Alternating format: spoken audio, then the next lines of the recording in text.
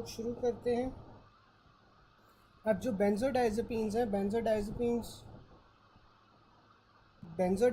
जो से होते हैं वो डिपेंडेंस करवा रहे होते हैं, ठीक है।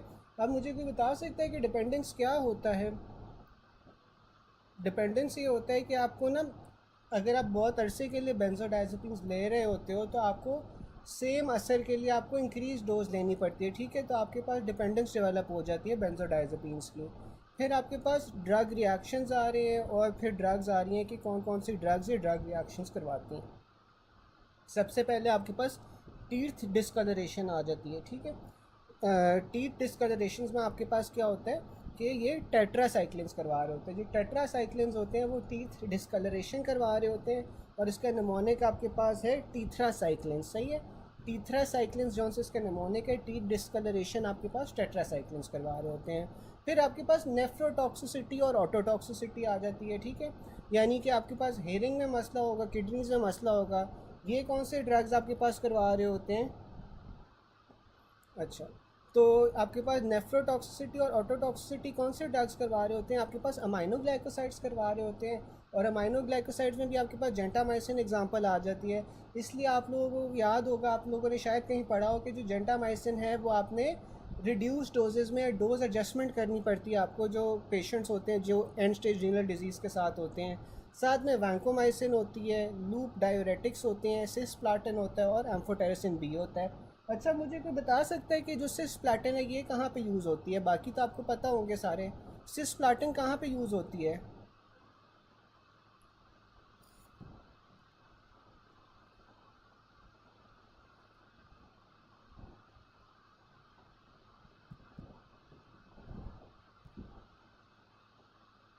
सिस्प्लाटिन कहाँ पे यूज़ होती है, कोई बता सकता है?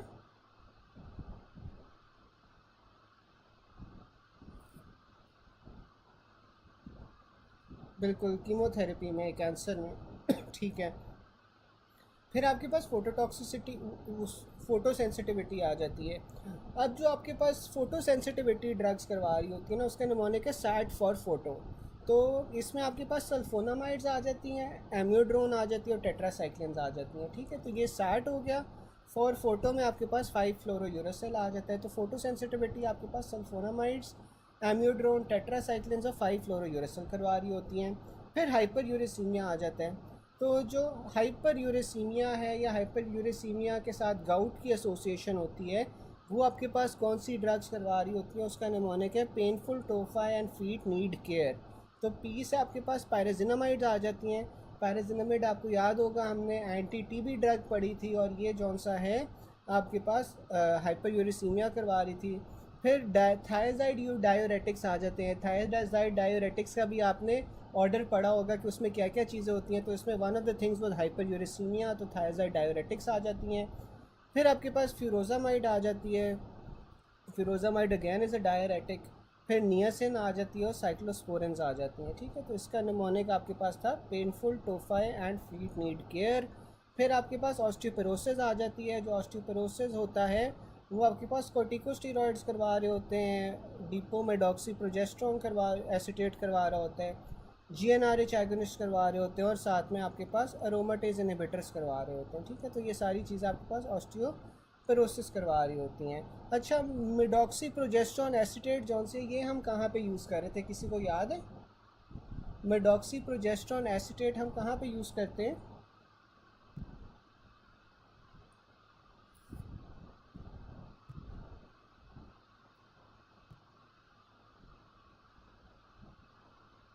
बिल्कुल, एंडोमेट्रियोसिस में यूज़ करते हैं। फिर आपके पास ग्रे बेबी सिंड्रोम आ जाता है। अब जो ग्रे बेबी सिंड्रोम है ये आपके पास क्लोरमफेनिकोल करवाती है, ठीक है। ग्रे बेबी सिंड्रोम आपके पास क्लोरमफेनिकोल करवाती है। अच्छा, रेड मैन सिंड्रोम कौन सी ड्रग करवाती है? ग्रे बेबी तो हो गया क्लोरमफेनिकोल, रेड मैन सिंड्रोम कौन सी करवाती है?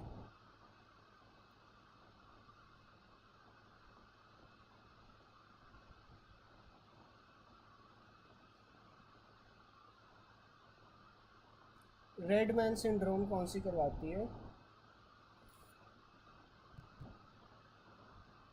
बिल्कुल, वैंकोमाइसिन करवाती है, ठीक है। फिर आपके पास हिमोलिसिस इन G6PD डिफिशिएंसी आ जाता है। तो G6PD डिफिशिएंसी में आपके पास क्या होता है, इसका निमोनिक है हेमोलिसिस इज डी पेन। तो इसमें आपके पास इस डी पेन में आइसोनियासिड, सल्फोनामाइड्स, डैप्सोन, प्राइमक्विन, एस्प्रिन, आइबुप्रोफेन और नाइट्रोफ्लोरेंटाइन होती है। इस डी पेन आपने इसका निमोनिक याद रखना है। अच्छा, अब मुझे बताएं कि जो G6PD डिफिशिएंसी होती है ये बॉयज़ में कॉमन होती है, गर्ल्स में कॉमन होती है?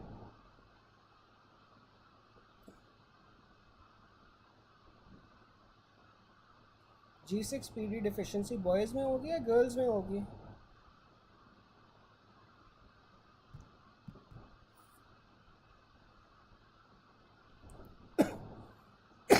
बिल्कुल, ये मेल्स में होती है। फिर आपके पास थ्रोम्बोसाइटोपिनिया आ जाता है। जो थ्रोम्बोसाइटोपिनिया है यानी कि जो प्लेटलेट्स कम होना है, प्लेटलेट्स कम होने का कौन सी ड्रग करवाती है आपके पास? हेपरिन करवाती हैं प्लेटलेट्स कम, ठीक है। तो thrombocytopenia is associated with heparin. फिर आपके पास मेगालोब्लास्टिक एनीमिया आ जाता है। अब जो मेगालोब्लास्टिक एनीमिया है यानी कि आपके पास एनीमिया होगा, साथ में आपके पास जो रेड ब्लड सेल्स हैं उनका साइज़ बड़ा हुआ होगा। तो इसमें आपके पास निमोनिक है, you are having a mega blast with PMS। तो इसमें आपके पास कौन सा होता है, PMS से आपके पास फिनेटोइन आ रही है, मेथोट्रेक्सेट आ रही है और सल्फर ड्रग्स आ रही हैं, ठीक है। और साथ में आपके पास हाइड्रोक्सी यूरिया आ जाता है, ठीक है। तो ये आपके पास मेगालोब्लास्टिक एनीमिया में ड्रग्स हैं, हाइड्रोक्सी यूरिया, फिनेटोइन, मेथोट्रेक्सेट और साथ में सल्फर ड्रग्स। फिर आपके पास हेपेटाइटिस आ जाता है। अब जितनी भी आपके पास एंटी टीबी ड्रग्स होती हैं ना, वो सारी आपके पास लिवर को इफेक्ट कर रही होती हैं, हेपेटाइटिस करवा रही होती हैं। तो टीबी ड्रग्स आपके पास जितनी भी हैं, रिफेम्पिसिन, आइसोनियाजिड, पायराजिनामाइड, ये आपके पास हेपेटाइटिस करवा रही होती हैं। फिर हेपेटिक नेक्रोसिस आ जाता है। हेपेटिक नेक्रोसिस में आपको पता है सबसे कॉमनली एसिटामाइनोफेन होती है, ठीक है। तो जो लोग प्रोलॉन्ग्ड एसिटामाइनोफेन ले रहे होते हैं उनमें आपके पास हेपेटिक नेक्रोसिस का खतरा होता है। साथ में हेलोथेन आ जाता है और वेल्प्रोइक एसिड आ जाती हैं, ये एनेस्थेटिक्स हैं। तो ये आपके पास हेपेटिक नेक्रोसिस करवा रही होंगी। फिर आपके पास पैंक्रियाटाइटिस आ जाता है। अब पैंक्रियाटाइटिस का उसने निमोनिक दिया हुआ है, drugs causing a violent abdominal distress.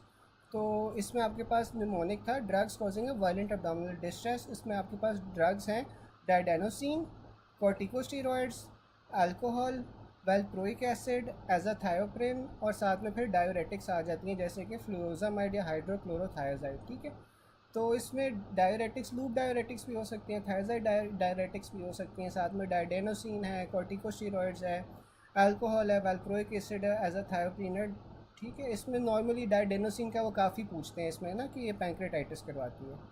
फिर आपके पास सूडोमेम्ब्रेनस कोलाइटिस होता है। सूडोमेम्ब्रेनस कोलाइटिस में आपके पास टिंडामाइसिन, फ्लोरोक्विनोलोन्स, एम्पिसिलिन और साथ में सिफेलोस्पोरिन्स आ रही होती हैं। डायबिटीज़ इंसिपिडस में आपके पास कौन सा है, लिथियम आ रही होती है और डेमीसाइक्लोसिन आ रही होती है, ठीक है। डायबिटीज़ इंसिपिडस में आपके पास लिथियम और डेमीसाइक्लोसिन आती है। फिर डायलेटेड कार्डियोमायोपैथी आ जाती है। जो डायलेटेड कार्डियोमायोपैथी है उसमें आपके पास एंथ्रासाइक्लिन्स आ जाती हैं जैसे कि डॉक्सोरूबिसिन और साथ में डोनोरूबिसिन। और प्रिवेंट आप किस तरह कर सकते हो, आप डेक्सराजोसेन से कर सकते हो। तो ये डेक्सराजोसेन से आप जो सा है डायलेटेड कार्डियोमायोपैथी को प्रिवेंट कर सकते हो। जबकि जो डायलेटेड कार्डियोमायोपैथी है होती क्यों है, ये आपके पास एंथ्रासाइक्लिन जैसे कि डॉक्सोरूबिसिन और डैनोरूबिसिन से हो रही होती है। फिर आपके पास टॉर्सिडी पॉइंट्स आ जाते हैं। जो टॉर्सिडी पॉइंट्स होता है, कोई मुझे बता सकता है कि इसमें क्या होता है टॉर्सिडी पॉइंट्स में?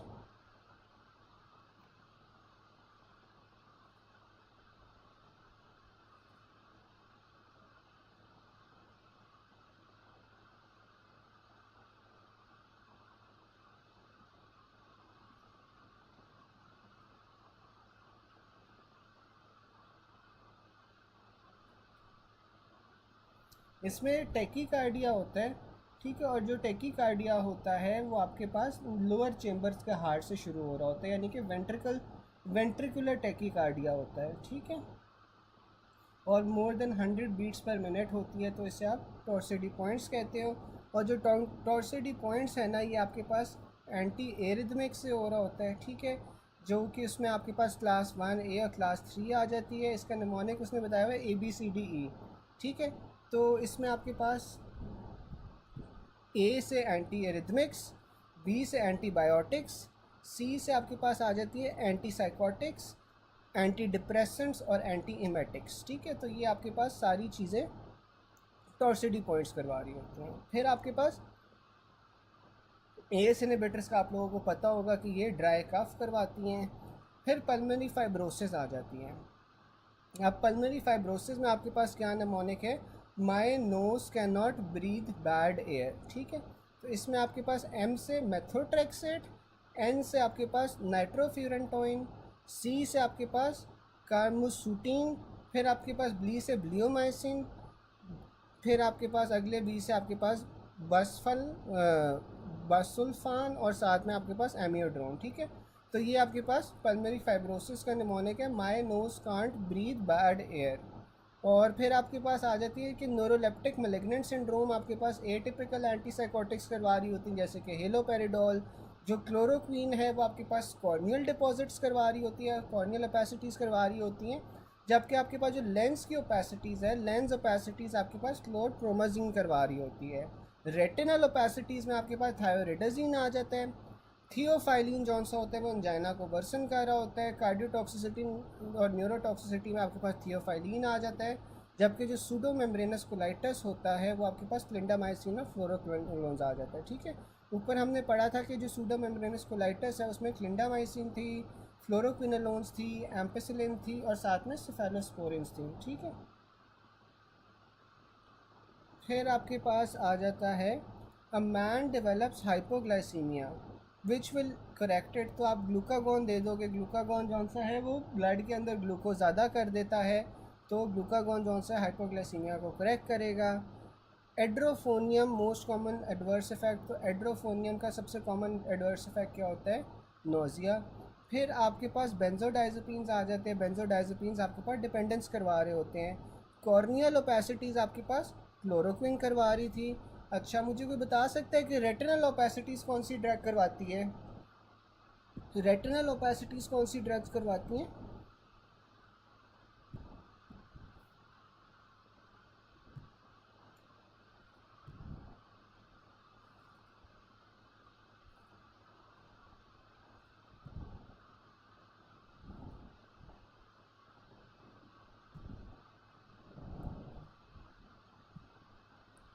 बिल्कुल, थायरोइडाजीन करवाती है। फिर आपके पास आ जाता है कि पेशेंट है विद रेज ये urea creatinine drug Contra indicated कौन सी होगी, तो आपके पास जेंटामाइसिन होगी। ठीक है, अब हमने पढ़ा था कि जो अमाइनो ग्लाइकोसाइड्स होते हैं वो नेफ्रोटॉक्सिक भी होते हैं और साथ में ऑटोटॉक्सिक भी होते हैं। तो gentamicin was an example of amino glycosides. ठीक है, तो इस वजह से ये आपके पास कॉन्ट्रा इंडिकेटेड होगी जब आपका यूरिया क्रेटिनिन बड़ा होगा। ट्राईसाइक्लिक एंटी डिप्रेसेंट्स का सबसे कॉमन साइड इफ़ेक्ट क्या होता है, तो जो ट्राईसाइक्लिक एंटी डिप्रेसेंट्स है ये जनरलाइज टॉनिक क्लॉनिक सीजर्स करवा रहे होते हैं। अच्छा, आप मुझे कोई ये बता सकता है कि जो जनरलाइज टॉनिक क्लॉनिक सीजर्स होते थे उसमें आप कौन सी मेडिसिन देते थे, जनरलाइज टॉनिक क्लॉनिक सीजर्स में आप कौन सी मेडिसिन दोगे?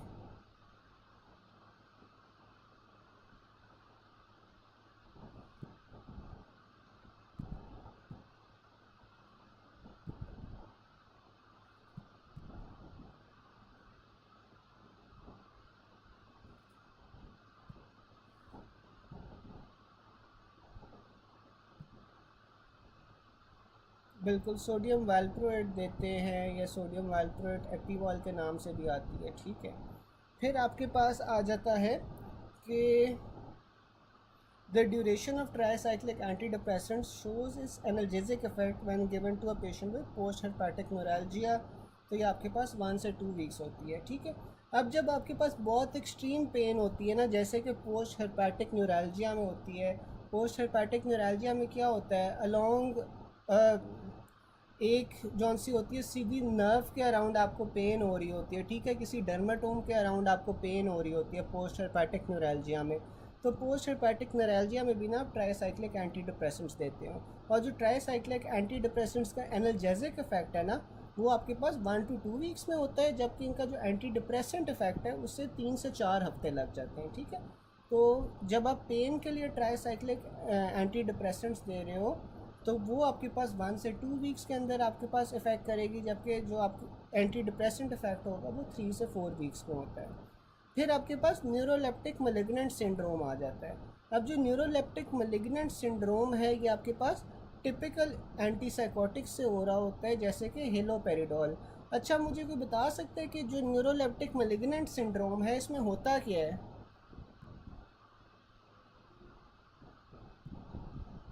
न्यूरोलेप्टिक मैलिग्नेंट सिंड्रोम में क्या होगा?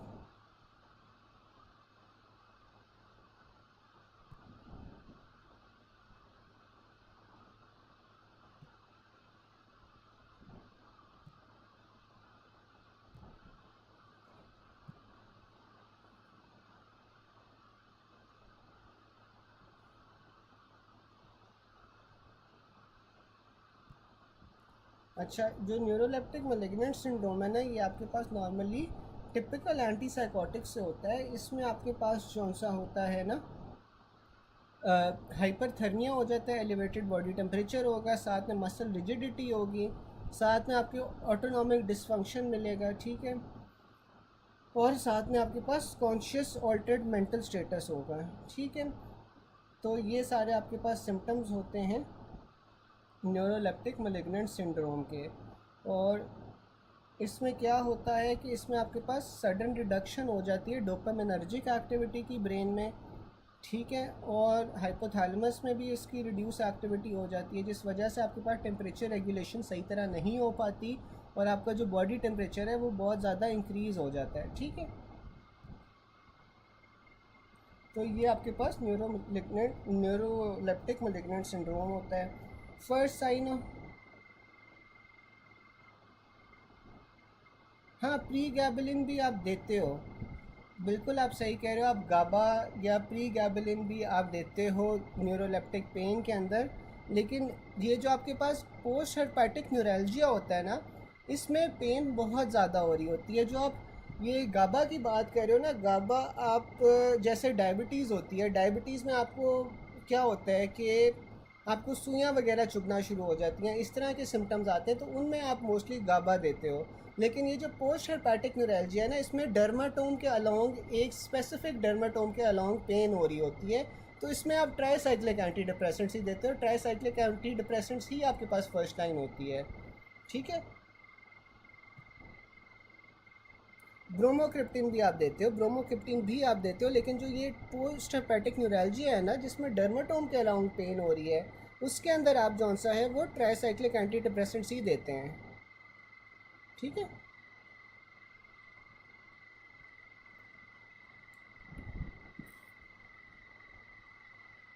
अच्छा, फिर आपके पास आ जाता है first sign of lidocaine toxicity. तो लाइडोकेन की टॉक्सिसिटी का फर्स्ट साइड इफ़ेक्ट क्या होगा? वो आपके पास लाइट हेडेडनेस होगी। एंजाइना आपके पास किस ड्रग से वर्सन हो रहा है? थियोफाइलिन से। ड्रग कॉजिंग पेरिफेरल न्यूरोपैथी और पैंक्रेटाइटिस, तो आपके पास वो डायडाइनोसिन होता है जो पेरिफेरल न्यूरोपैथी भी करवा रहा है, पैंक्रेटाइटिस भी करवा रहा है। सोडियम वैल्प्रोएट देने से पहले आपने एलएफटीज हमेशा चेक करने हैं। ड्रग दैट कॉजेज सूडोमेम्ब्रेनस कोलाइटिस, तो आपके पास क्लिंडामाइसिन आ रही थी। अच्छा, क्लिंडामाइसिन तो थी, उसके अलावा आपके पास कौन सी ड्रग थी जो सूडोमेम्ब्रेनस कोलाइटिस करवा रही होती है? कोई बता सकता है?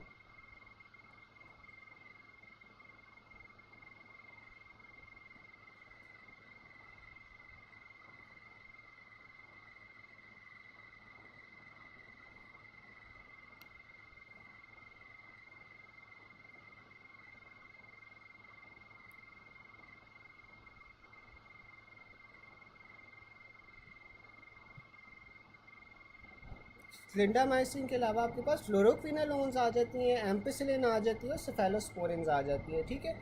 ये आपके पास कौन सी होती है? सूडोमेम्ब्रेनस कोलाइटिस करवा रही होती हैं। सूडोमेम्ब्रेनस कोलाइटिस में होता क्या है? आपके पास एंटीबायोटिक एसोसिएटेड कोलाइटिस होता है, ठीक है, इसे आप क्लोस्ट्रीडियम डिफिसिल भी कहते हो, ठीक है। इसमें आपके पास क्या होता है कि आपके पास जो नॉर्मल एंटीबायोटिक्स होती है ना, एंटीबायोटिक्स नॉर्मल गट फ्लोरा को जो सा है वो डिस्टर्ब कर देती हैं, ठीक है। और इसमें आपके पास ये एंटीबायोटिक थेरेपी के साथ एसोसिएटेड होता है कि आपके पास जो गट फ्लोरा है ना उनकी डिस्ट्रप्शन हो जाती है। इसमें आपके पास वाटरी डायरिया होगा, अब्डोमिनल पेन और क्रैम्पिंग होगी, फीवर होगा, नोज़िया होगा, डिहाइड्रेशन होगी, ठीक है। और इसमें आपको अमूमन जो WBC काउंट है वो भी आपको इंक्रीज मिलता है, ठीक है। और इसमें आप डायग्नोसिस कैसे करोगे, आप स्टूल टेस्ट करवा सकते हो। स्टूल टेस्ट के अंदर आपको क्लोस्ट्रीडियम डिफिसिल टॉक्सिन्स मिलेंगे, साथ में आप एंडोस्कोपी करवा सकते हो, ठीक है। तो ये आपके पास होती है। और क्लोस्ट्रीडियम डिफिसिल की आपके पास ट्रीटमेंट क्या होती है, आपके पास ओरल मेट्रोनिडाजोल होती है जो नॉर्मल सिनेरियोज़ में देते हैं, वरना वैंकोमाइसिन दे सकते हो अगर बहुत ज़्यादा एक्सट्रीम हुआ हुआ है, ठीक है। तो ये आपके पास सूडोमेम्ब्रेनस कोलाइटिस होता है।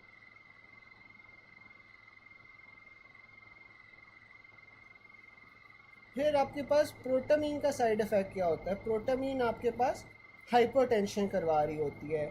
अच्छा, मुझे कोई बता सकता है चैट बॉक्स में कि प्रोटामीन हम कब देते हैं, या वो किसका एंटीडोट होता है। प्रोटामीन सल्फेट, प्रोटामीन सल्फेट किसका एंटीडोट होता है।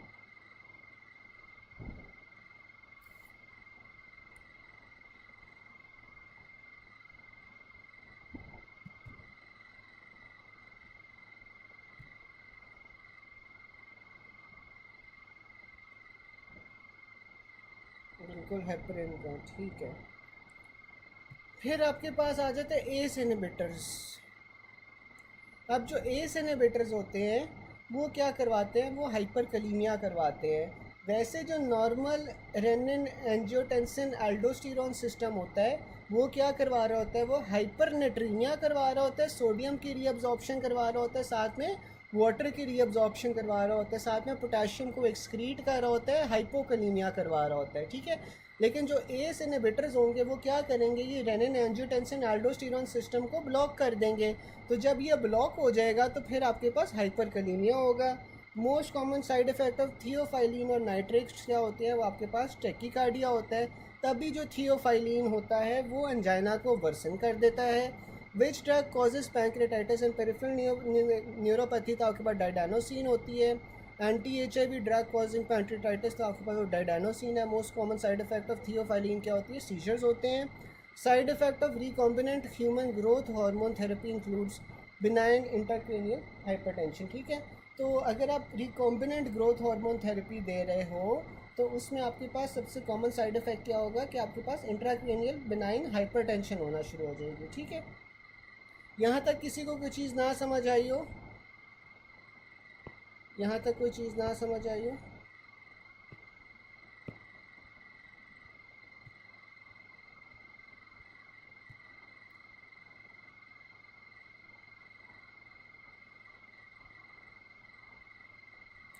गाइस, यहाँ तक कोई चीज़ ना समझ आई हो।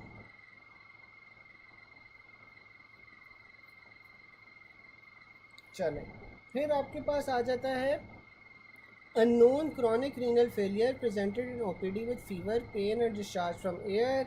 तो आपने कौन सी एंटीबायोटिक देनी है विद लो डोज या फिर कॉशन, तो आपने जेंटामाइसिन इसमें देनी है। थायोरिडाजीन का मैकेनिज्म ऑफ एक्शन क्या होता है, जो थायोरिडाजीन होती है वो डोपामीन रिसेप्टर्स को ब्लॉक कर रही होती है। ट्राइग्लिसराइड लेवल सबसे कम कौन कर रहा होता है, आपके पास जेमफिब्रोजिल होती है। इसीलिए जब आपके पास कोलेस्ट्रॉल वगैरह बढ़ा हुआ आता है, ट्राइग्लिसराइड लेवल्स बढ़े हुए आते हैं, तो फिर आप जेमफिब्रोजिल दोगे। साइड इफ़ेक्ट ऑफ क्लोरप्रोमाजीन क्या होती है, तो क्लोरप्रोमाजीन आपके पास डिस्टोनिया करवा रही होती है। Which drug causes fetal kidney damage in utero, तो आपके पास वो कैप्टोप्रेल होती है। इसीलिए जो कैप्टोप्रेल होती है ना वो प्रेगनेंसी के अंदर कॉन्ट्राइंडिकेटेड होती है, ठीक है। तो आपके पास इसीलिए जो कैप्टोप्रेल होती है वो आपके पास प्रेगनेंसी के अंदर कॉन्ट्राइंडिकेटेड होती है क्योंकि ये फीटल किडनी डैमेज करवा रही होती है। फिर आपके पास आ जाती है which drug is most commonly distributed in the extra cellular fluid. तो एक्स्ट्रा सेलुलर फ्लूइड में आपके पास जो ड्रग डिस्ट्रीब्यूट होती है वो मैनिटॉल होती है। अच्छा, मैनिटॉल किस तरह का डायोरेटिक है, कोई मुझे बता सकता है। मैनिटॉल को आप किस डायोरेटिक में क्लासिफाई करोगे।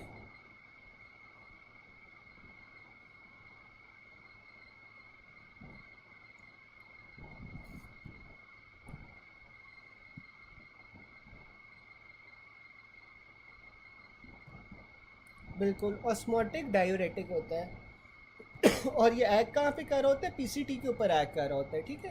प्रॉक्सिमल कॉन्वोल्यूटेड ट्यूब्यूल पे एक्ट कर रहा होता है, ये ऑस्मोटिक डायूरेटिक होता है। फिर ऊपर एक पॉइंट मिस हो गया था कि which of the following drug increases the effect of diazepam, तो आपके पास ये फेंटेनिल होता है। अच्छा, मुझे बता सकता है कि जो फेंटेनिल होता है वो हम कब देते हैं, फेंटेनिल किस लिए यूज़ होता है?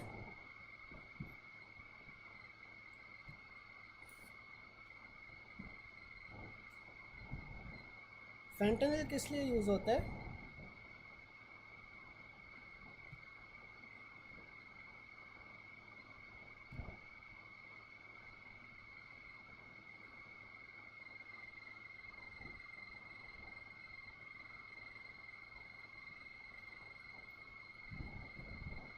ठीक है, प्री ऑपरेटिव यूज़ होता है, लेकिन प्री ऑपरेटिव या बिफोर लिवर सर्जरी यूज़ होता किस लिए है?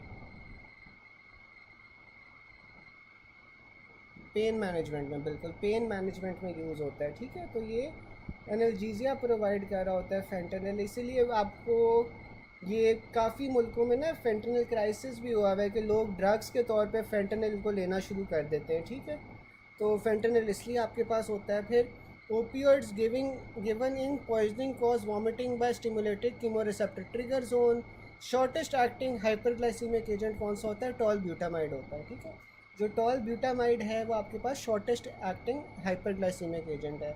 अच्छा, अब आपके पास कोई ओल्ड एज पेशेंट आ गया है, ओल्ड एज पेशेंट में आप कौन सी एंटी डायबिटिक को प्रेफर करोगे, कोई बता सकता है? ओल्ड एज पेशेंट के अंदर कौन सी एंटी डायबिटिक को आप प्रेफर करते हैं?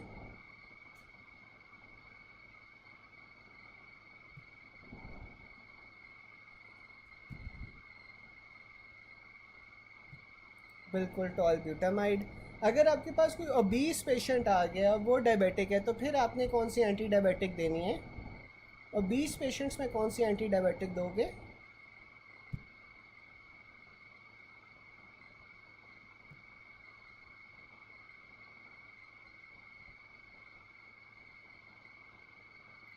ओबीस पेशेंट्स में आप कौन सी एंटी डायबिटिक दोगे?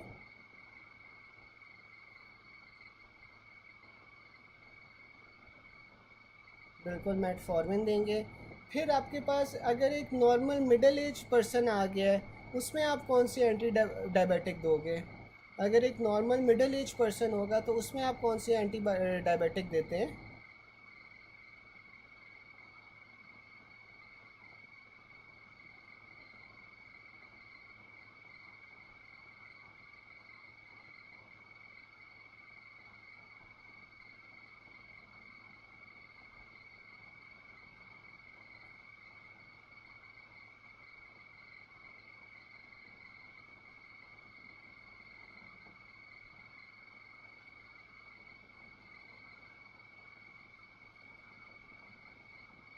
उनमें ना हम सल्फोनाइल यूरियाज देते हैं, ठीक है, उनमें सल्फोनाइल यूरियाज देंगे। फिर आपके पास आ जाता है एपिनेफ्रिन जो होती है, epinephrine causes decrease in cutaneous blood flow, ठीक है। इसीलिए आप एपिनेफ्रिन जौन सा है वो लोकल एनेस्थेटिक्स के साथ देते हो ताकि वो सिस्टेमिक ब्लड फ्लो के अंदर ना चला जाए। तो एपिनेफ्रिन आपके पास क्यूटेनियस ब्लड फ्लो को डिक्रीज़ करता है। सल्फोनाइल यूरियाज देते हैं, ठीक है, सल्फोनाइल यूरियाज देंगे।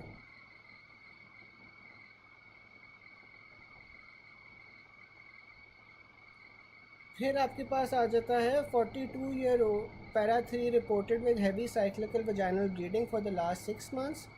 Her clinical examination was unremarkable.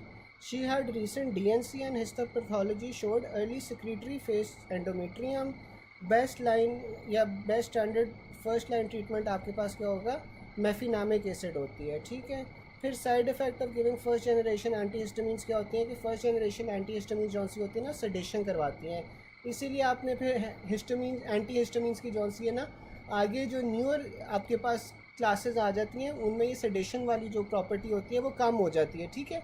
तो इसीलिए आपने फिर नई सेडेटिव्स नई आपने जौन सी है ना वो एंटीहिस्टामिन्स डेवलप की हैं जो सेडेशन नहीं करवाती, जो पुरानी फर्स्ट जनरेशन वाली होती थी ना वो सेडेशन करवाती थी। फिर आपके पास क्लूवलेनिक एसिड आ जाता है, is mix with ampicillin because it inhibits beta lactamase. Side effect of morphine क्या होता है, मॉर्फिन आपके पास ब्रेडिपनिया करवाती है और साथ में मियोसिस करवा रही होती है। हाईएस्ट फर्स्ट पास मेटाबॉलिज्म किसका होता है, तो ये आपके पास नाइट्रेट्स का होता है, ठीक है। तो इसीलिए आप जो नाइट्रेट्स है ना वो नॉर्मली सबलिंगुअल देते हो, क्योंकि अगर आप ओरली दोगे तो उसका फर्स्ट पास मेटाबॉलिज्म बहुत ज़्यादा होता है, ठीक है। फिर आपके पास ब्रोमोक्रिप्टीन जो सा होता है, causes decrease prolactin levels bye acting on dopamine receptors, ठीक है। जो ब्रोमोक्रिप्टीन होती है वो आपके पास प्रोलैक्टिन को कम कर रही होती है, क्योंकि ये डोपामीन रिसेप्टर्स पे एक्ट कर रही होती है। An epileptic drug which increases the effect of other epileptic drugs when given together, तो आपके पास वो वैल्प्रोइक एसिड होता है। अब वैल्प्रोइक एसिड आप दूसरी एंटी एपिलेप्टिक्स के साथ दोगे तो वो आपके पास दूसरी एंटी एपिलेप्टिक्स का जो इफ़ेक्ट है वो ज़्यादा कर देती है। Which drug causes fetal excitation when given with MAO inhibitors, तो आपके पास वो पैथिडीन होती है। अच्छा, मुझे कोई बता सकता है कि अगर आप MAO इनहिबिटर्स और साथ में पैथिडीन ज़्यादा दे रहे होते हो तो इससे क्या होता है? अगर आप MAO इनहिबिटर्स और पैथिडीन साथ में दे रहे हो तो फिर क्या होगा?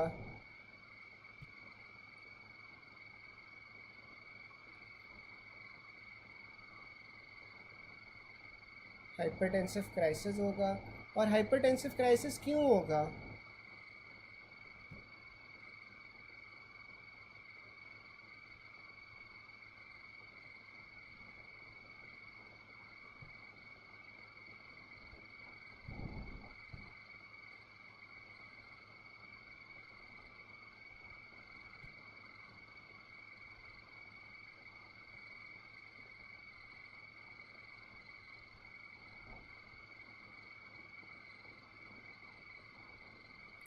अच्छा, अब जो आप MAO इनहिबिटर्स और पैथिडीन साथ दे रहे हो ना, इससे आपके पास सेरोटोनिन सिंड्रोम होता है, ठीक है। अब सेरोटोनिन सिंड्रोम में आपके पास क्या होता है कि जो सेरोटोनिन है ना उसकी कॉन्सेंट्रेशंस बढ़ जाती हैं। अब जो MAO है वो क्या होता है, वो आपके पास एंटी डिप्रेसेंट्स होते हैं, और इनका काम ये कैसे करते हैं, मोनोअमाइन ऑक्सीडेज को जो एंजाइम्स होते हैं उन्हें इनहिबिट कर रहे होते हैं। अब जो आपके पास मोनोअमाइन ऑक्सीडेज एंजाइम्स हैं, इनका काम क्या होता है कि सेरोटोनिन, नॉन एपिनेफ्रिन, डोपामीन को ब्रेक डाउन कर रहे होते हैं। तो अगर आपने MAO इनहिबिटर दे दिया तो आपके पास सेरोटोनिन जौन सी है वो ब्रेक डाउन नहीं होगी, सेरोटोनिन आपके पास मौजूद होगी। और साथ में आपके पास एक पैथिडीन आ जाता है। जो पैथिडीन होता है वो आपके पास ओपियोइड एनाल्जेसिक होता है, जो कि सिवियर या मॉडरेट पेन के लिए ट्रीटमेंट के लिए यूज़ होता है, ठीक है। और जो पैथिडीन होता है ना ये भी आपके पास सेरोटोनिन के लेवल ज़्यादा कर रहा होता है। तो दोनों तरीके से आपके पास सेरोटोनिन के लेवल जब ज़्यादा होंगे तो आपके पास सिंपथेटिक एक्टिविटी बहुत ज़्यादा होना शुरू हो जाएगी, जिस वजह से आपके पास ये हाइपरटेंसिव क्राइसिस होता है। उसके साथ साथ और भी सिंपथेटिक जो एक्टिविटीज़ हैं वो सारी की सारी रेज्ड हो जाएंगी, ठीक है। तो ये आपके पास होता है। समझ आ गई ये वाली बात?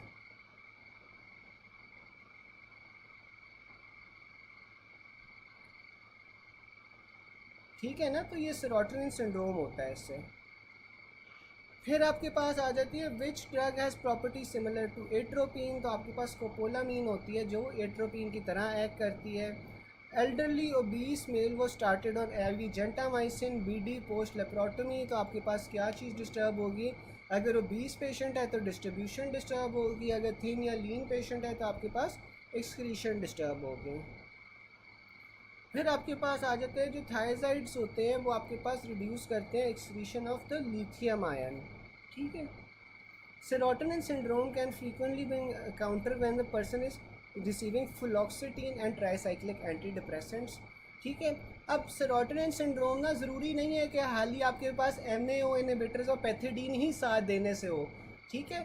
ये आपके पास कोई भी अगर आप दो ड्रग्स दे रहे हो जो कि आपके पास सेरोटोनिन के लेवल ज़्यादा कर रही हैं तो उससे आपके पास सेरोटोनिन सिंड्रोम हो जाता है, ठीक है। अब आपके पास फ्लोक्सिटीन और अगर आप ट्राईसाइक्लिक एंटी डिप्रेसेंट्स दे रहे हो तो तब भी आपके पास सेरोटोनिन सिंड्रोम हो सकता है, ठीक है। अब मुझे कोई बता सकता है कि जो फ्लूऑक्सिटीन होती है ये किस तरह एक्ट करती है?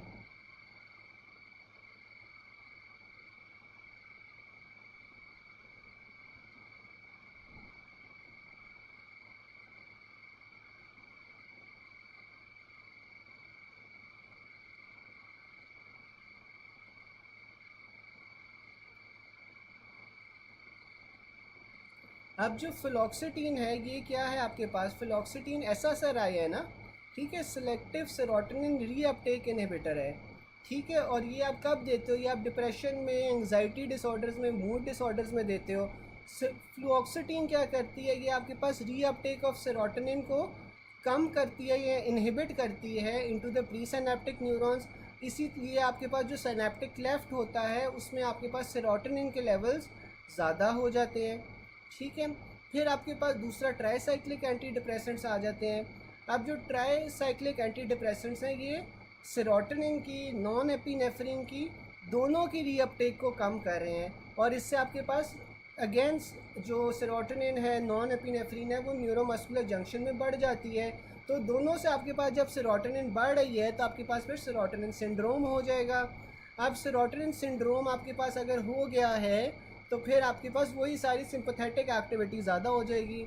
Drug which has shown greatest efficacy in the treatment of obsessive compulsive disorder is clomipramine, ठीक है। तो ओसीडी के अंदर आप क्लोमिप्रामीन देते हो। A father brought a 41-year-old son with some personality changes and aggressiveness, usually normalizes between episodes and afterwards apologizes for his act। तो ये ड्रग ऑफ चॉइस लिथियम है। अच्छा, मुझे कोई बता सकता है कि ये जो आपके पास केस है ये किस चीज़ का सिनेरियो वो पूछ रहा है, जिसमें ड्रग ऑफ चॉइस उसने लिथियम बताया हुआ है, ये किस चीज़ का आपको सिनेरियो लग रहा है?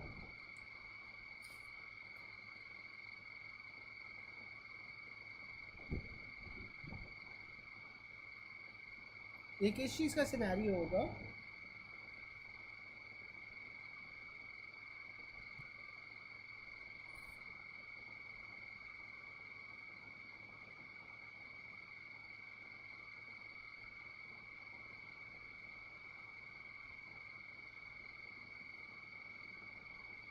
बिल्कुल बाइपोलर डिसऑर्डर का होगा, ठीक है। अच्छा,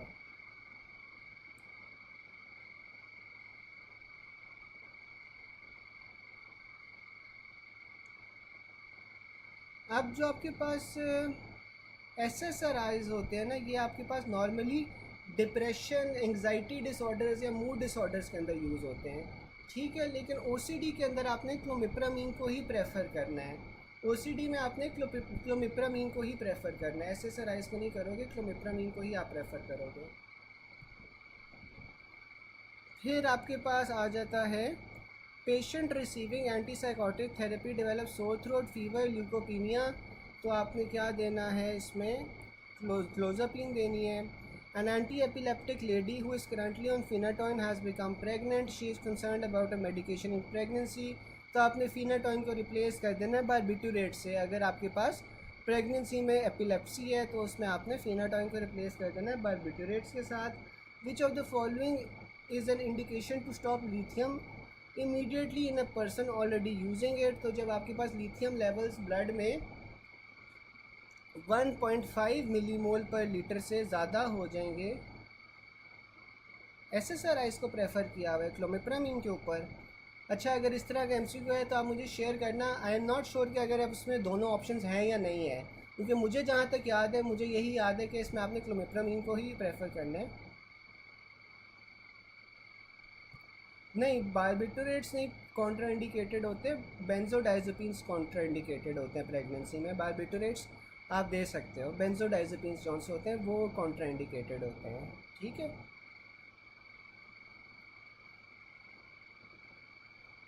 और डॉक्टर इकरा, अगर इस तरह का कोई MCQ है ना तो आप ग्रुप में शेयर कर देना, क्योंकि मुझे जहाँ तक याद है उसमें यही है कि क्लोमिप्रामीन जौन सा है वो आपने प्रेफर करना है, ठीक है, OCD के अंदर। फिर आपके पास आ जाता है जो लिथियम की टॉक्सिसिटी है, वो आपके पास जनरली आकर होती है जब आपके पास जो कॉन्सेंट्रेशन है वो 1.5 मिलीमोल से ज़्यादा हो जाए। फीचर्स क्या होते हैं टॉक्सिसिटी के, आपको फाइन ट्रेमर जौन से होते हैं, हाँ, फिनाटोइन टेराटोजेनिक है, बिल्कुल फिनाटोइन टेराटोजेनिक है, तो इसलिए आपने रिप्लेस कर देना है। फिर अच्छा, मैं ये बता रहा था कि जो आपकी लिथियम है वो आपने कब स्टॉप करनी है, जब उसके ब्लड में कॉन्सेंट्रेशन 1.5 मिलीमोल से ज़्यादा हो जाए। अब आपके पास फीचर्स क्या होते हैं, कोर्स ट्रेमर्स होंगे, क्योंकि फाइन ट्रेमर्स आपको थेरेप्यूटिक डोज में मिलते हैं लिथियम के, साथ में आपको सीजर्स मिलेंगे, अक्यूट कन्फ्यूजन मिलेगी, कोमा मिलेगा और साथ में रैप्डोमाइलोसिस मिलेगा, ठीक है। तो ये सारे आपके पास फीचर्स होते हैं लिथियम टॉक्सिसिटी के। फाइन ट्रेमर्स आपको अलबत्ता जौन सा है वो थेराप्यूटिक डोजेस पे नज़र आते हैं। Which drug acts on sodium potassium ATPase and it's inhibitors, तो आपके पास ये डाइजॉक्सिन होती है। जो डाइजॉक्सिन होती है वो आपके पास सोडियम पोटेशियम ATPase के ऊपर एक्ट कर रही होती है।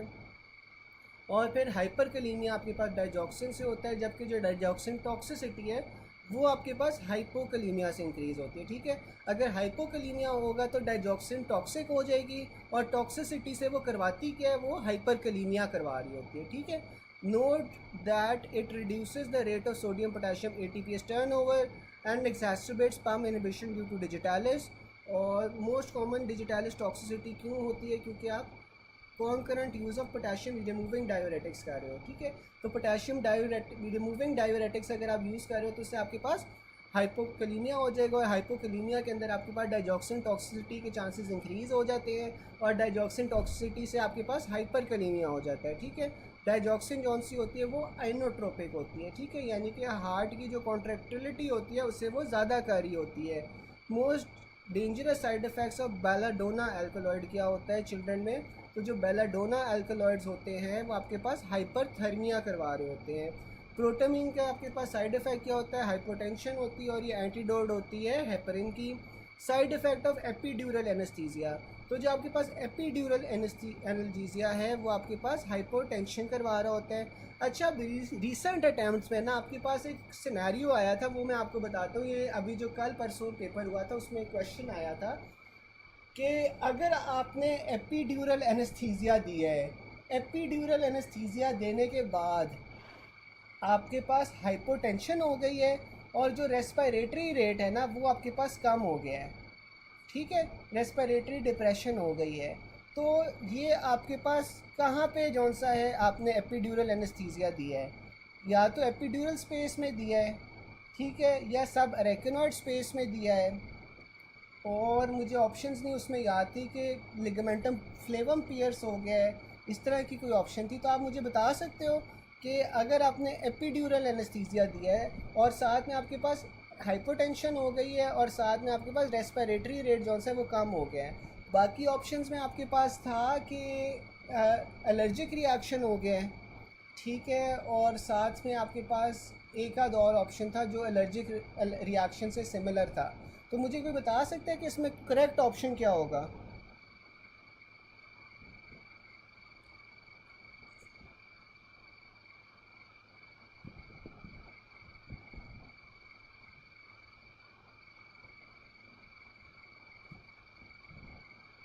मैं आपको जॉन से ना क्वेश्चन पढ़ देता हूँ कि epidural anaesthesia was given for vaginal hysterectomy. Within the first 2 minutes patient undergoes hypotension and respiratory depression due to, इसमें पहला ऑप्शन है आपके पास drug reach epidural space, drug reach subarachnoid space, systemic allergy, allergy to drug, या vasovagal shock. ठीक है, ये 5 option थी, तो आप में से कोई बता सकते हैं कि करेक्ट ऑप्शन क्या होगी?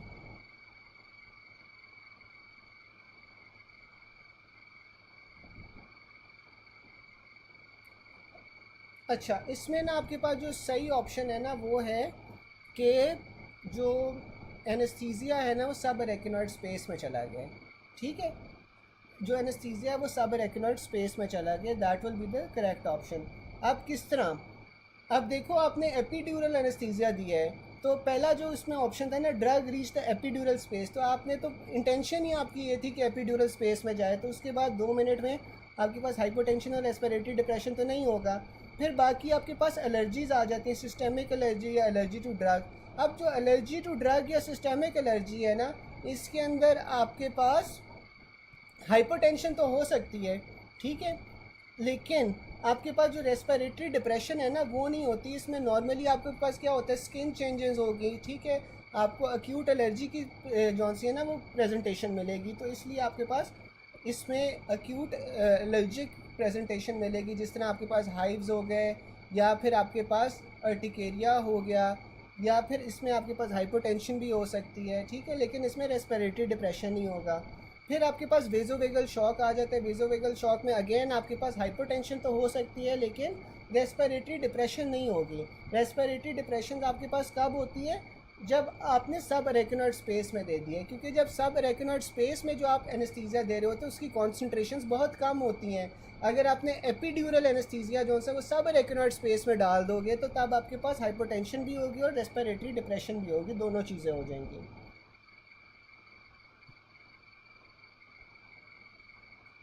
ठीक है। फिर आपके पास आ रहा है patient side effect of anti lipidemic drug, तो इसमें आपके पास जीआई डिस्टर्बेंसेस होंगी। A patient has multiple drug allergies now has been given xylocaine, तो आपके पास क्या होगा, जाइलोकेन की वजह से माइल्ड सिंकपी हो जाती है। Which drug eight therapeutic dose cause tachycardia, तो आपके पास ये आइसोसॉर्बाइल डाइनाइट्रेट होती है जो टेकीकार्डिया करवा रही होती है। A person on oral anticoagulant for a long time and is INR is well control between 2 to 2.5, now he develop bilateral वीज, INR अब उसका बढ़ गया 5 हो गया है।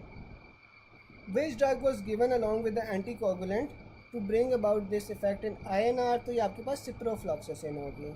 अच्छा, मुझे कोई बता सकता है कि बंदा जो है वो पहले से ओरल एंटीकोगुलेंट पे है, तो ओरल एंटीकोगुलेंट कौन सी होती है आपके पास, वॉरफेरिन होती है ना जो ओरल एंटीकोगुलेंट होती है। हेपरिन तो आप IV देते हो, ठीक है। साथ में उसका INR जो है 2 से 2.5 है।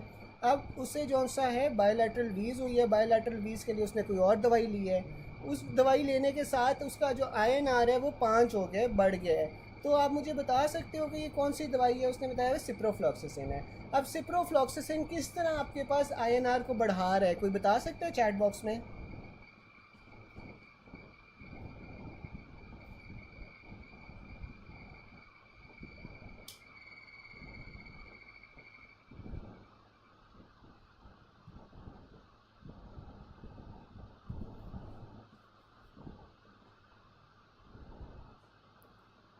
कोई बता सकता है? ड्रग ड्रग इंटरेक्शन, ठीक है। चलो ये अब आगे जाके हम पढ़ते हैं, आगे जाके आपको इसी समझ आ जाएगा। अब आगे अगला MCQ आ रहा है कि patient with chest infection on drug comes with derange INR which drug responsible, तो यहाँ पे उसने सिप्रोफ्लॉक्सासिन की जगह अब क्लेथ्रोमाइसिन कर दिया है। अब क्लेथ्रोमाइसिन भी हो सकती थी उसकी जगह, ठीक है। अब इसका वजह क्या है? For this remember P450 enzyme inhibitors in liver increases INR due to decrease metabolism of warfarin, ठीक है। तो अब ये जो ड्रग्स हैं ना, ये आपके पास क्या है, साइटोक्रोम P450 इनहिबिटर्स हैं। अब ये जाके ना साइटोक्रोम P450 को लिवर के अंदर जाके इनहिबिट कर देंगी, और अगर लिवर के अंदर आपके पास साइटोक्रोम P450 इनहिबिट हो गया है तो वो वॉरफेरिन की जौनसी है वो मेटाबॉलिज्म नहीं करवा सकता, और जब वॉरफेरिन की मेटाबॉलिज्म नहीं होगी तो आपके पास जो INR है वो बढ़ जाएगा, ठीक है। फिर आपके पास आ रहा है P450 इनहिबिटर्स का निमोनिक, इसका निमोनिक है Vicks face all over GQ stops, ठीक है, लेडीज़ इन देयर ट्रैक्स। तो इसमें विक्स फेस में आपके पास क्या आ रहा है, sodium valproate, isoniazid, cimetidine, ciprofloxacin, ketoconazole, sulphonamides, ये विक्स हो गया। फेस का निमोनिक है फ्लूकोनाजोल, अल्कोहल, क्लोरमफेनिकोल और साथ में एरिथ्रोमाइसिन। इसमें आपके पास मैक्रोलाइड्स आ जाते हैं एक्सेप्ट जिथ्रोमाइसिन। फिर आपके पास ऑल ओवर GQ स्टॉप्स में आपके पास एम्योड्रोन, ओमिप्राजोल, ग्रेपफ्रूट जूस और साथ में क्विनिडीन आ जाता है, ठीक है।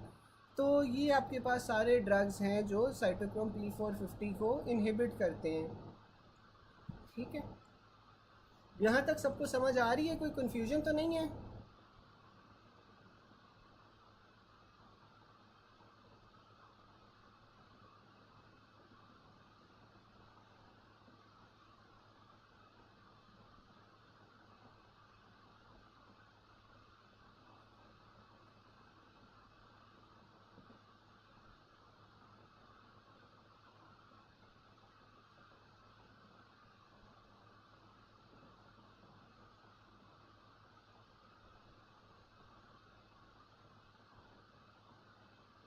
चले, फिर आपके पास आ जाता है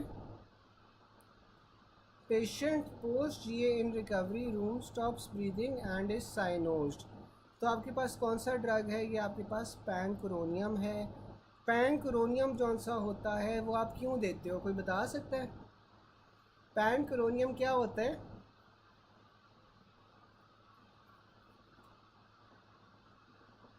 पैनक्रोनियम क्या होता है?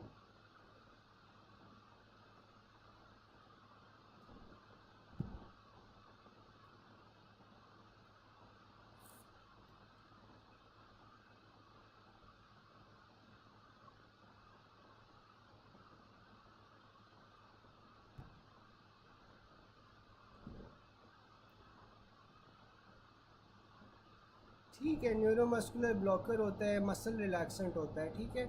और ये आप जौन सा है ना, ये पोस्ट जो सर्जरी होती है तब आप देते हो, तो ये मसल रिलैक्सेंट है या ये मसल डिप्रेसेंट है, तो ये आपके पास ना इस वजह से स्टॉप ब्रीदिंग कर रहा है, साथ में हाँ साइनोज हो रहा है पेशेंट। फिर आपके पास क्लोरप्रोमाजीन आ जाती है। अब जो क्लोरप्रोमाजीन होती है ना, ये आपके पास डिस्टोनिया करवा रही होती है, ठीक है। तो ये आपके पास डिस्टोनिक मूवमेंट्स आपके पास करवाएगी। और अब इसमें आपके पास एक दो तरह से सवाल आते हैं कि मसल टोन को जौन सा है वो कम करवा देती है, डिस्टोनिया करवा देती है, और साथ में एटॉनिक ब्लैडर करवा देती है, ठीक है। ये क्लोरप्रोमाजीन जौन सी होती है। Side effect of clonidine when used in ICU patients, तो उसमें आपके पास हाइपरटेंशन आ जाएगी। बाइगोनेट्स का आपके पास क्या साइड इफ़ेक्ट होता है कि ये डायरिया करवाते हैं। जाइलोकेन आपके पास सिंकपी करवा रही होती है। टर्मिनल कैंसर पेशेंट्स में आपने मॉर्फिन दी है, मॉर्फिन के साथ आप पैरासीटामोल दे सकते हो।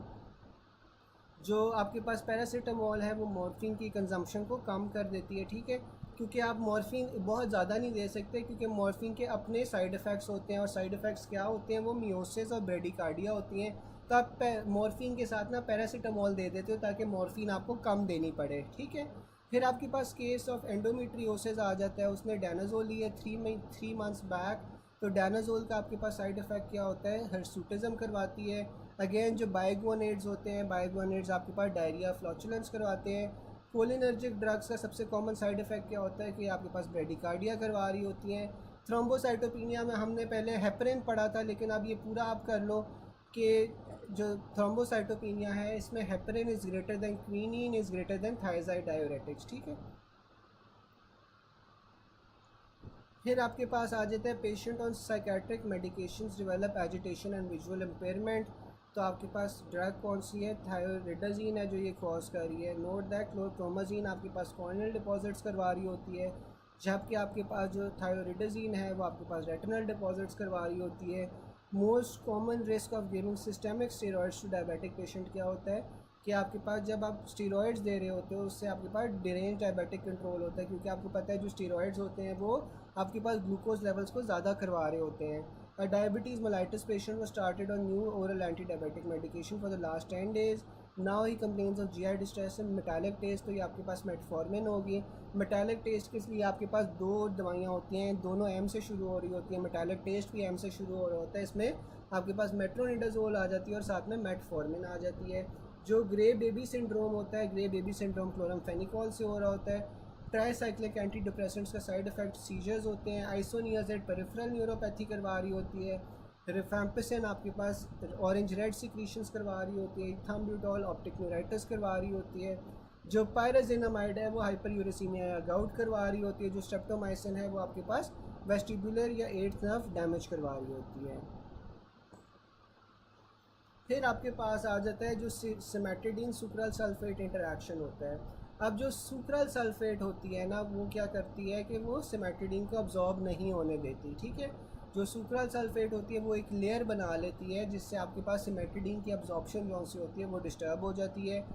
H2 blocker cimetidine are given before C section. तो आपने H2 ब्लॉकर्स या सिमेटिडीन आप क्यों देते हो सी सेक्शन से पहले, तो क्योंकि आप वॉल्यूम और एसिडिटी जो सी है वो आप कम करना चाहते हो गैस्ट्रिक कंटेंट का। फिर mechanism of action of cimetidine क्या होता है, तो ये आपके पास H2 रिसेप्टर ब्लॉकर होते हैं पैराइटल सेल्स के अंदर। पैराइटल सेल्स का क्या काम होता है कि वो हाइड्रोजन आयंस की सिक्रीशन करवा रहे होते हैं, तो ये आप H2 ब्लॉकर्स दोगे, वहाँ पे एक्ट करेगी cimetidine. Regarding cimetidine most common adverse effect क्या होता है जिसकी वजह से रोकनी पड़ जाती है, तो आपके पास गायनिकोमास्टिया होता है, इस वजह से आप सिमेटिडीन रोक देते हो। Main difference between cimetidine and ranitidine क्या होती है कि जो रेनिटिडीन होती है वो आपके पास लेस CNS टॉक्सिक होती है। फिर आपके पास आ जाता है despite having same mechanism of action ranitidine क्यों सुपीरियर है, क्योंकि इसके कम CNS साइड इफ़ेक्ट्स होते हैं। फिर साइड इफ़ेक्ट ऑफ सिमेटिडीन क्या होता है, आप सिमेटिडीन में आपने वो पढ़ा था Vicks face all over GQ stops, तो उसमें सिमेटिडीन जो सी है वो P450 की इनहिबिशन करवा रही होती है, इसीलिए आपके पास वारफरिन का इफेक्ट जो सा होता है वो इंक्रीज़ हो जाता है. The drug dose of warfarin will have to be modified in a patient receiving cimetidine. Cimetidine आपके पास वारफरिन को कैसे इफेक्ट करती है, उसकी हेपेटिक क्लियरेंस कम कर रही है क्योंकि साइटोक्रोम P450 इनहिबिटर है और ये आपके पास वारफरिन की मेटाबॉलिज्म को रोक देगी. Cimetidine may significant prolong prothrombin time and may increase bleeding in patients on warfarin क्योंकि ये हेपेटिक क्लियरेंस को कम कर रही है. सिमेटिडीन का फ्रीक्वेंट साइड इफेक्ट क्या है, वो आपके पास हेपेटिक एंजाइम या P450 की इनहिबिशन करवा रही होती है. सिमेटिडीन आपके पास इनफेक्टिव होता है ज़ोलिंगर एलिसन सिंड्रोम में. अच्छा, मुझे कोई बता सकता है कि जो ज़ोलिंगर एलिसन सिंड्रोम होता है इसमें क्या हो रहा होता है? ज़ोलिंगर एलिसन सिंड्रोम में क्या हो रहा होता है, कोई बता सकता है?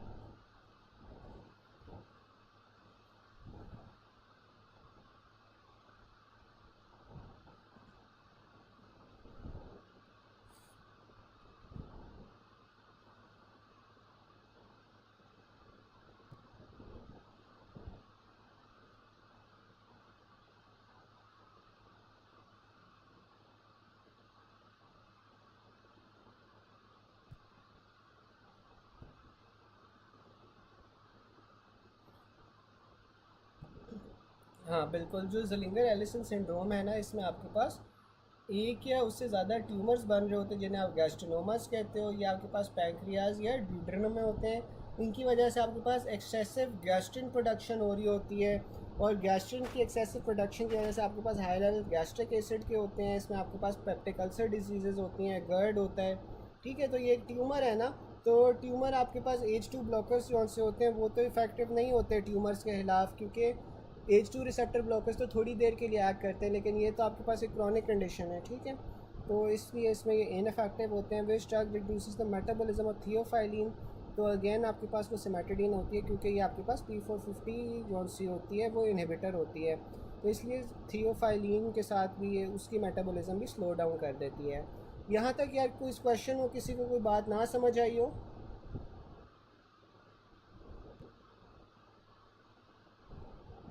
यहाँ तक किसी को कोई बात ना समझ आई हो फार्माकोलॉजी में?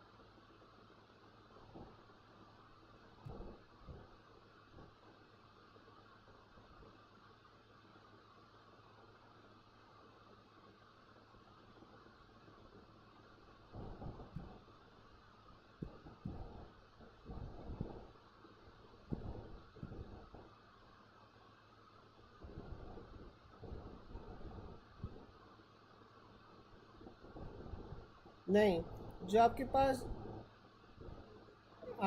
जो थायोजोलिडीन्स है ना, थायोजोलिडीन्स, ये आपके पास जो से होते हैं ओरल एंटी डायबिटिक्स होते हैं, लेकिन ये आपके पास इसमें आपके पास आ जाती है पियोग्लिटाजोन आ जाती है, साथ में आपके पास रोसीग्लिटाजोन आ जाती है.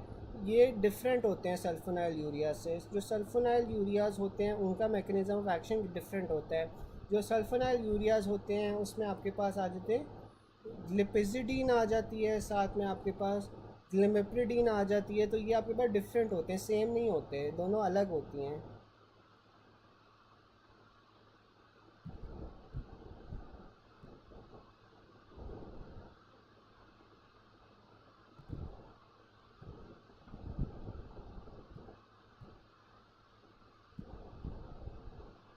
अच्छा ठीक है, लेमोट्रिजिन लिखा हुआ है.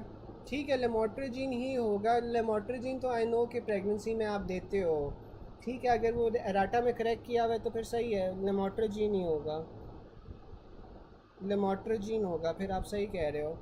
क्योंकि पुरानी एडिशन में भी आपके पास यही लिखा हुआ था, बारबिटूरेट्स लिखा हुआ था, लेकिन सही है, फिर आपके पास ये लेमोट्रेजीन ही होगा, बारबिटूरेट्स नहीं होगा, लेमोट्रेजीन ही याद रखो आप।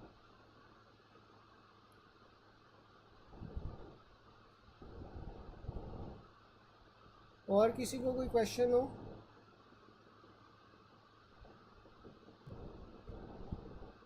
डॉक्टर आमना, ये है कि जो लेमोट्रेजीन होती है ना, वो आप ये, अगर आपके पास एपिलेप्सी हो रही है ना, तो फिर आपने लेमोट्रेजीन देनी है प्रेगनेंसी में। वैसे ना ये यार एक असूल होता है कि जब आपके पास प्रेगनेंसी हुई है ना, तो ये आप प्रेगनेंसी के अंदर नॉर्मली मेडिसिन नहीं चेंज करते, ठीक है। लेकिन क्योंकि फिनाटोइन जॉन्सी है वो आपके पास टेराटोजेनिक होती है, तो फिनाटोइन को आप नॉर्मली चेंज कर लेते हो विद लेमोट्रेजीन, लेकिन वैसे जो आप एंटी सीजर ड्रग दे रहे होते हो ना, वो प्रेगनेंसी के अंदर नहीं चेंज करते, प्रेगनेंसी में आप वही कंटिन्यू करते हो।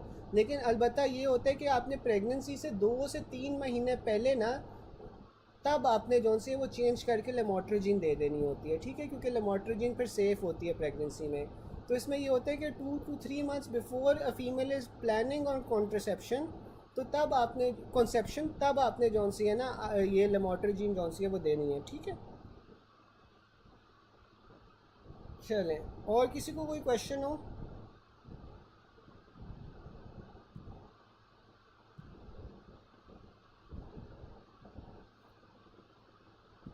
चले ठीक है, बाय गाइस, अल्लाह हाफिज़ फिर।